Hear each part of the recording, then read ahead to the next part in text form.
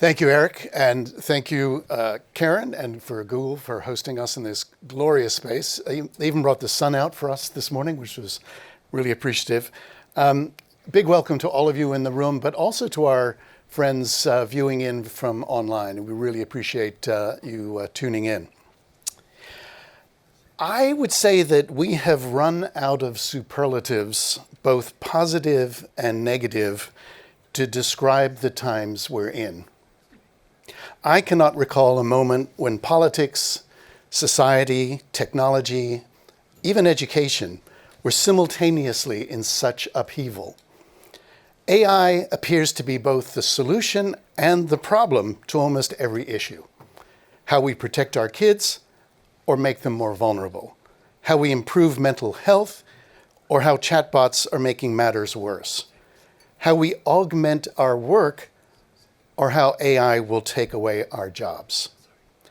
And above all, how do we continue to innovate while creating meaningful guardrails to ensure that everyone, not just the privileged few, can benefit from these breathtaking new tools? Now, as an ex-Catholic, it is not often that I find myself quoting the Pope, but in his recent encyclical on AI, Pope Leo XIV, an American, by the way, posed a question that stopped me in my tracks.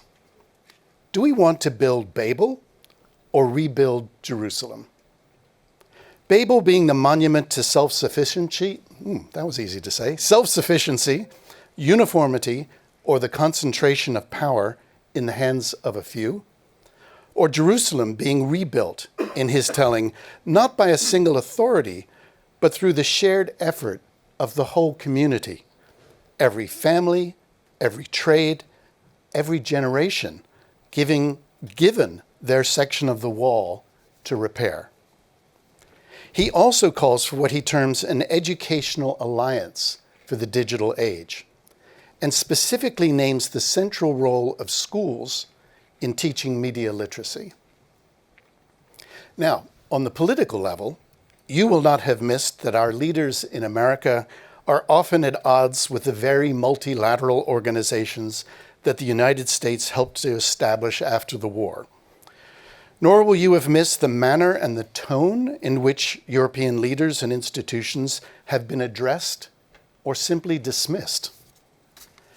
As a dual national, both US and the UK, and having lived half my life in Europe, I find this behavior deeply disturbing and frankly, incomprehensible. On the educational and parenting front, we see a movement, as we just heard, to ban social media and smartphones for teens. What began in Australia has spread across the world as a well-meaning attempt to protect kids from the worst of the web.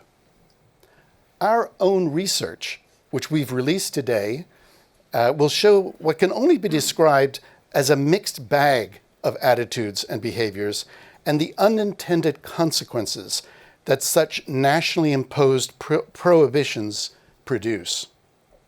We will dive deeper into those figures later this afternoon. While we oppose blanket bans, we do encourage thoughtful restrictions discussed and negotiated at the local level, which also involve parents, teachers, and the kids themselves. Limits, which are agreed with young people, are far more likely to be adhered to and even welcomed than bans handed down from on high. With all of that in mind, I hope that we can dedicate ourselves to finding common ground across nationalities, sectors, institutions, companies, advocacy groups, and generations, with the shared purpose of making the online world safer for kids and their families. To confront the real risks and actual harms, and to celebrate the very tangible rewards that AI and digital technologies, used well, will bring to our and our children's lives.